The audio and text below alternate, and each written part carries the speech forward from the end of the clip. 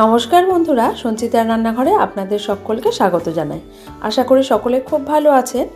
কাল রাতে আমি তৈরি করে নিয়েছিলাম ডিম তড়কা, আর খেতে হয়েছিল একদম ধাবা বা রেস্টুরেন্টের মতো। আজকে আমি আপনাদের সাথে তাই এই তড়কার রেসিপিটা শেয়ার করে নিচ্ছি। কিভাবে বাড়িতে খুব সহজে এই তড়কা রেস্টুরেন্টের মতো বানানো যায় সেটাই দেখে নিই। তো আমি এখান থেকে ওই মুদিখানার দোকানে যে তড়কা কিনতে পাওয়া যায় একটা প্যাকেট নিয়ে এসেছিলাম, আর প্যাকেটটা থেকে বাটির মধ্যে ঢেলে নিয়ে ভিজিয়ে দিলাম। সাথে একটা দেখছি মশলার প্যাকেটও দিয়েছে। তো ভালো করে জল পাল্টে ধুয়ে নিলাম 3-4 বার। তারপরে গরম জলে এটাকে ভিজিয়ে রেখেছিলাম মোটামুটি 20 মিনিট মতো। আমি কখনোই আগের দিন রাতে বা ওই 5-6 ঘন্টা ভিজিয়ে রেখে তড়কা তৈরি করি না। মোটামুটি 20 মিনিট মতো গরম জলে যদি ভিজিয়ে রাখা যায়, তারপরে প্রেসার কুকারে আবার একটু গরম জল আর অল্প লবণ দিয়ে 2 থেকে 3টে সিটি দিলেই ভালো মতো তড়কাটা সেদ্ধ হয়ে যায়। তবে তড়কা এতটাও বেশি সেদ্ধ করা উচিত নয়, যাতে পারে একদম গলে সব মিশে যায়। দেখুন এগুলো সেদ্ধ হয়েছে, তবে কোনোটাই কিন্তু একদম গুঁড়ো হয়ে ঘেটে যায়নি। একটু দানা দানা ব্যাপার অবশ্যই এটাতে থাকতে হবে। তড়কাটা আমার সেদ্ধ করা হয়ে গেছে। এবার ডিম আমি ফেটিয়ে নিচ্ছি। 2টো ডিমকে একটা বাটির মধ্যে নিয়ে একটা বিটার দিয়ে খুব ভালো করে ফেটিয়ে নিচ্ছি। এইভাবে ফেটানোর সময় অল্প লবণ আর গোলমরিচের গুঁড়ো দিয়ে ফেটালে পরে রান্নার ক্ষেত্রে টেস্ট অনেক বেশি হবে। দেখুন আমি এই অয়েল পাউডারটা কিনে এনেছি বিশাল মেগামার্ট থেকে। প্রথমে ভাবছিলাম কাঁচের আর ভেঙে যাওয়ার চান্স আছে, সেটা তো অবশ্যই রয়েছে, কিন্তু এটা দিয়ে একদমই তেল কিন্তু স্লিপ করে পড়ে না। ব্যবহার করা ভীষণ সুবিধে, আর একদম এটা ধরাটাও খুব সুবিধা যেরকম, আর মেনটেন করাটাও খুব একটা সমস্যা না। একটু সাবধানতা অবলম্বন করলে ব্যবহার করে বেশ মজা পাওয়া যায়। তো আপনাদের সাথে সেটাই শেয়ার করে নিলাম। কড়াইয়ে সাদা তেল বা সর্ষের তেল, যে কোনো ধরনের তেল গরম করে নিয়ে ডিমটাকে আমি এখানে ফেটিয়ে নিচ্ছি। ডিম ফেটানোর সময় আমি লবণ আর গোলমরিচের গুঁড়ো দিইনি, সেই জন্য এখন এর মধ্যে লবণ আর গোলমরিচের গুঁড়ো দিয়ে ডিমটাকে ভালো করে ভেজে নিচ্ছি। এই ডিমের ভুজিটা কড়াইয়ে প্রথমে তৈরি করে আমি তুলে রেখে দেব। আর ওদিকে আমি সবজিগুলোও কিন্তু আগে থেকে কেটে রেখেছি। সবজি বলতে ওই পেঁয়াজ, রসুন, আদা সবগুলোই কুচি করে ব্যবহার করেছিলাম সেইগুলো। এবার কড়াইয়ে আবার খানিকটা সর্ষের তেল বা সাদা তেল দিয়ে প্রথমে পেঁয়াজ কুচি আর টমেটো কুচিটাকে ভেজে নেব। তবে একদম লাল করে বেরেস্তা করে তো পেঁয়াজ ভাজতে হবে না, সেই জন্য টমেটোর সাথেই কিন্তু আমি পেঁয়াজটা ভেজে নিচ্ছি। অল্প লবণ দিয়ে দিলাম যাতে এটা ভালো মতো সফট হয়ে যায়। পেঁয়াজ ভাজাটা একটু নরম হতে হবে। লবণ দেওয়ার কারণে এগুলো খুব তাড়াতাড়ি জলটা রিলিজ করবে আর তাড়াতাড়ি কিন্তু সফট হয়ে যাবে। তো হালকা এটাকে ভাজা ভাজা করে নিয়ে এর মধ্যে আমি দিয়ে দেব রসুন কুচি আর আদা কুচি, আর তার সাথে কাঁচা লঙ্কা কুচি।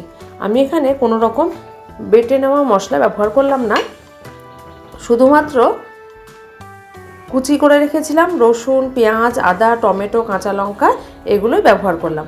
এইবার এর মধ্যে দিয়ে দেব গোটা জিরে, আর দিয়ে দিলাম ধনে গুঁড়ো, তার সাথে হলুদ গুঁড়ো, কাশ্মীরি লাল লঙ্কার গুঁড়ো। এখানে জিরে গুঁড়ো ব্যবহার করলাম না, গোটা জিরেই দিলাম। এইবার এটাকে ওই মশলার সাথে ভালো করে ভাজতে হবে। তো যেহেতু তেলটা টেনে নিয়েছে, সেই কারণের জন্য আমি এখানে অল্প অল্প করে গরম জল মেশাবো আর এটাকে ভালো করে কিন্তু কষিয়ে নেব। যেহেতু হলুদ দিয়ে ভাজা হচ্ছে, মানে হলুদ আগে দিয়ে দিলে হলুদ কিন্তু খুব তাড়াতাড়ি তেল টেনে নেয়, সেই কারণের জন্য তেলটা মনে হচ্ছে কমে গেছে। তবে অল্প গরম জল দেওয়ার কারণে আবারও তেল রিলিজ করবে, আর সেই তেল দিয়ে কিন্তু সমস্ত কিছু একসাথে ভাজা করা হয়ে যাবে। সব কিছুকে একসাথে ভালো করে ভেজে নিয়ে দিয়ে দিলাম ওই 1 মুঠো পরিমাণ কাসুরি মেথি। কাসুরি মেথিটাকে আমি কিনে নেওয়ার পরে ড্রাই রোস্ট করে কৌটোতে ভরে রাখি। তড়কা তৈরির ক্ষেত্রে কাসুরি মেথিটা কিন্তু একটা প্রধান উপকরণ বললেই চলে, সেই জন্য একটু বেশি পরিমাণেই দিয়েছি, পরে আবারও ব্যবহার করব। এইবার সব কিছু ভালো করে মিশিয়ে নিয়ে ওই প্রেসার কুকারে তড়কাটা সেদ্ধ করে রেখেছিলাম সেটা দিয়ে দিলাম পরিমাণ মতো লবণ, আর দিয়ে দিলাম চিনি। যেহেতু তড়কাটা সেদ্ধ করার সময় আমি এখানে লবণ ব্যবহার করেছিলাম, সেই জন্য লবণটা একটু মেপে দিতে হবে।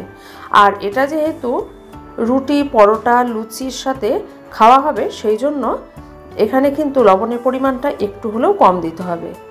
যে কোনো তরকারি বা ঝোল যাই রান্না করি না কেন, ভাতের সাথে খেলে লবণের পরিমাণটা একটু বেশি লাগে। আর সেটা রুটি জাতীয় কোনো কিছুর সাথে খেলে একটু কম লাগে। এটা ফুটে গেছে বেশ ভালো মতো করে। তারপরে এর মধ্যে মিশিয়ে দিলাম ওই ডিমের ভুজিয়াটা। ভালো করে মিশিয়ে দিয়ে গ্যাসের ফ্লেমটা মিডিয়াম টু লোতেই রাখবো। এইবার এর মধ্যে আরও কয়েকটা কাজ আমাদের করার আছে, যার কারণে তরকাটা খুব বেশি টেস্টি হয়ে উঠবে। গ্যাসের ফ্লেমটা কমিয়ে দিয়ে অন্যদিকে ট্রান্সফার করে দিলাম গ্যাসের। এইবার যে কাজটা করব সেটা হচ্ছে একটা তরকা প্যান নিয়ে নিয়েছি, তার মধ্যে দিয়ে দিচ্ছি বেশ খানিকটা পরিমাণ বাটার। গ্যাসের ফ্লেমটা একদম লোতে রাখতে হবে। দুটো শুকনো লঙ্কাকে কাঁচি দিয়ে কেটে নিয়ে দিলাম, আর দিয়ে দিলাম 1 মুঠো পরিমাণ রসুন কুচি। এটা কিন্তু দেওয়ার কারণে তরকার টেস্ট একদম ধাবার মতো হবে। যখন রসুনটা ভালো করে ভাজা হয়ে যাবে তখন এর মধ্যে দিয়ে দিলাম আবারও 1 মুঠি পরিমাণ কসুরি মেথি। ওইভাবে ড্রাই রোস্ট করে রেখেছিলাম। খুব ভালো করে গ্যাসের ফ্লেমটা লোতে রেখে বা বেশি গরম হলে গ্যাসের ফ্লেমটা বন্ধ করে দিয়ে চামচ দিয়ে এটাকে নেড়েচেড়ে ভালো করে ভেজে নেব। ওদিকে তরকাটা কিন্তু আমাদের প্রায় রেডি হয়ে গেছে।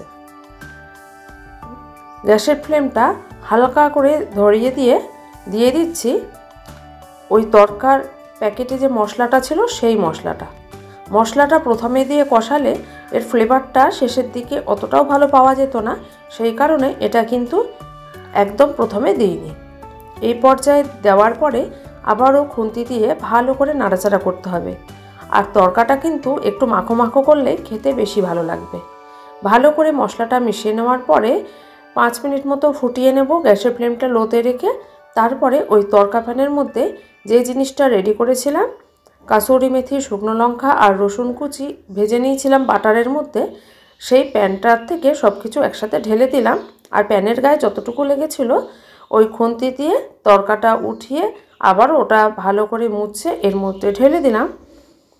তারপরে সব কিছুকে খুব ভালো করে মিশিয়ে নিয়ে ঢাকা দিয়ে রাখবো 10 মিনিট। তারপরে এটাকে পরিবেশন করেছিলাম আমি আজকে বাটার নান দিয়ে।